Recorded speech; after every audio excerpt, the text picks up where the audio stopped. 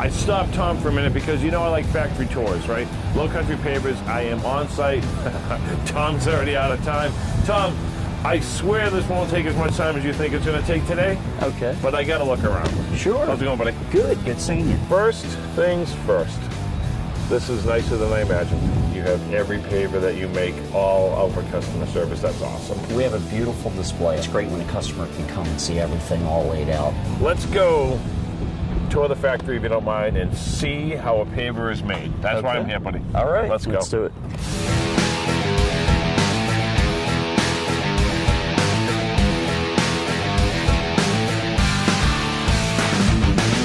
All this C right here is sold pavers. It's all sold. You gotta love that, no? That's good. Look at him smiling. You can smell the money right there. These are expensive pallets. Yeah. And we can't use any pallet because they have to work with our equipment because it's fully automated. Everything in the yard is sitting on a pallet. Hundreds of thousands of pallets a year. Hundreds of thousands of pallets. Yes. They're cleaning out the... Obviously, we can't film in here. Tom's gonna ask them to shut it down for about 20 minutes so we can do a factory tour, because that is like killing my ears right now. I gotta find Tom. I don't know how this got made, right? Okay. So give me the second grade run through. So what we have right here, we have our aggregate bins, okay? Yep. We have granite and we have sand that go into the pavers. On each one of these bins, there's microwave moisture sensors, and it sends a signal through the bin, calculates how much moisture is in there. It sends it up into the mixer up here, Yep. and it deducts the amount of water. That is the mixer right there that we're looking at? Yes, sir. Okay. And then our two cement silos, we have silos, we have gray cement and white cement. The cement gets blown into the mixer, so now we have cement, sand, and granite. This is how a paver's made. Correct. Now we're inside.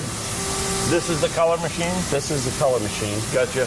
We have two different color reds, a yellow and a black. We make every color under the sun with these four colors. Does this go out to the mixer? It does. Yeah. It weighs up over here. Gotcha. And then once it has it weighed up, Yep. it closes it off, creates a suction, then it gets a giant burst of air and blows pigment all the way up into the mixer. Gotcha. Okay. So now everything's mixed. It fell onto the belt. Right. It comes up into the belt, into the top of the machine, you can see. We had him shut this down for a minute just so we could film because it's loud in here. We wouldn't be able to talk.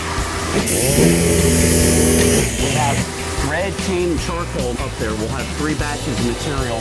And then that belt kicks on and it drops on top of each other like Aqua Fresh toothpaste. Yep.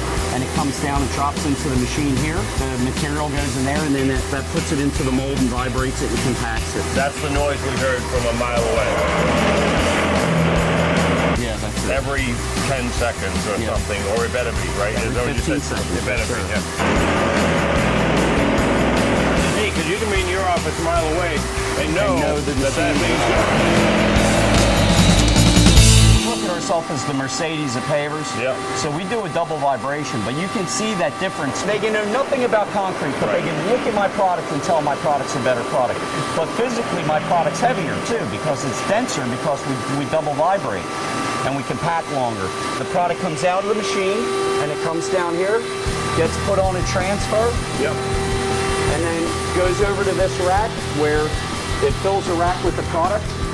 When an entire rack is filled, it moves forward. So a new rack, empty rack can come this way. When it moves forward, it signals a robot to come get it and bring it into the kiln. This is like fresh off the mill. Yeah. This is like just came out.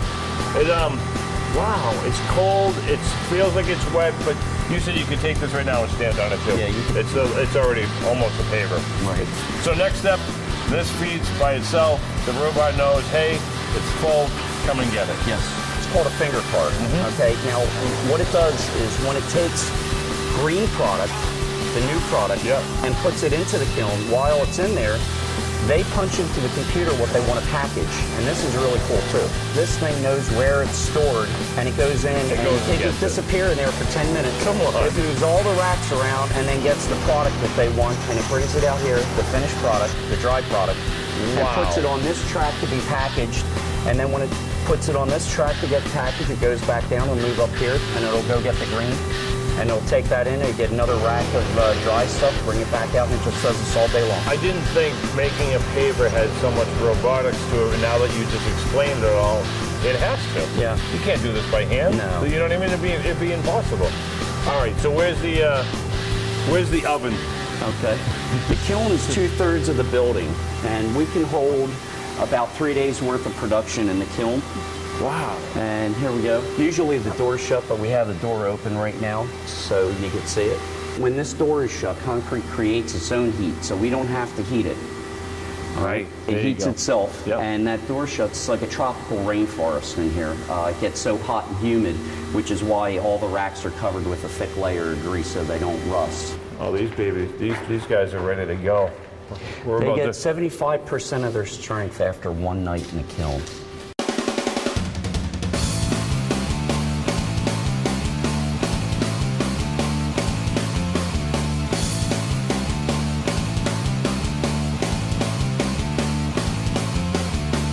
So this is the dry side.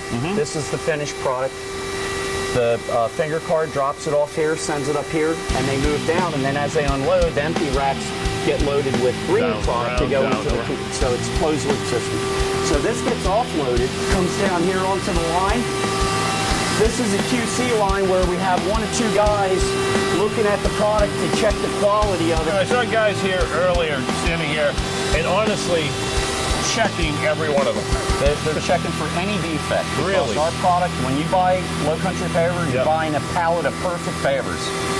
Perfect. No kidding. So we don't let anything go out, even if it has the slightest little defect in the face, we pull it off. You pull it out of here. So that's what they were doing, actually physically inspecting everything. That's what they do. And then down. Comes down here, this is an offloader. Yep. It pushes the pavers off of the metal production plate, the steel production plate, and it sends it down to the cuber where it's packaged.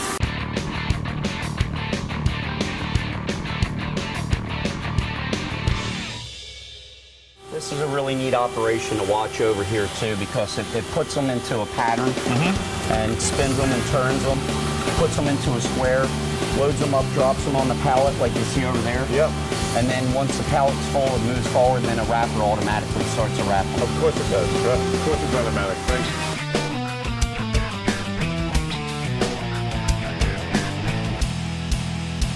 So that's cool. I appreciate it. So we're going to just hang around and watch moving parts for a while. You can go back to your job for a while, and then we are going to a cookout. All right. Looking forward to it. I don't know what's more exciting, the plant watching pavers being made or the cookout. It's like a 50-50 to me right now. Not going to lie. We're going to have fun at the cookout. Yeah, so. we are. Love it. This is awesome, Tom. Get a nice company going, brother. Thank you.